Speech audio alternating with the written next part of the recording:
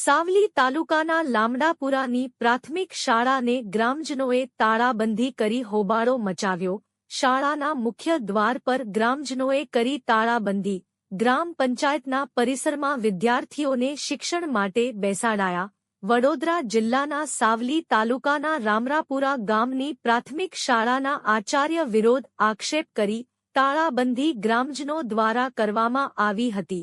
શાળામાં અભ્યાસ કરતા વિદ્યાર્થીઓ માટે ગ્રામજનોએ વારંવાર આચાર્યની બદલી કરવા શિક્ષણ વિભાગને જાણ કરવા છતાં કોઈ નિરાકરણ ન આવતા ગ્રામજનો મોટી સંખ્યામાં પ્રાથમિક શાળાના મુખ્ય દ્વાર પર તાળું મારીને પોલીસને જાણ કરી હતી તથા શિક્ષણ વિભાગને ટેલિફોનિક જાણ કરવામાં આવી હતી।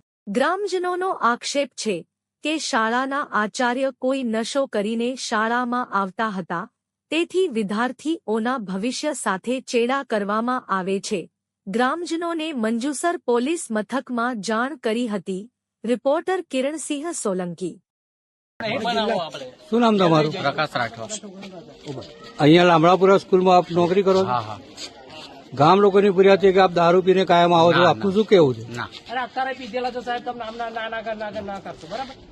લામડાપુરા ગામ પ્રાથમિક શાળામાં શિક્ષકની બદલી કરવા માટે ગામજનો બધા સમસ્ત એવું કહે છે કે થોડુંક શિક્ષણમાં પ્રોબ્લેમ આવે છે બધું, એટલે એમની બદલી કરવા માટે ગામજનો અને શિક્ષકો પણ બધા સહમત છે। તો હવે એમની બદલી થાય એના માટે અમે આજે લામડાપુરા ગામ ખાતે પ્રાથમિક શાળામાં લોક મારવામાં આવ્યું છે। તે અત્યારે છોકરા બધા પંચાયતમાં અમે બેસાડેલા છે। જ્યાં સુધી નિકાલ નહીં આવે ત્યાં સુધી અમે સ્કૂલ નો ગેટ અને ખોલવા દેવામાં નહીં આવે।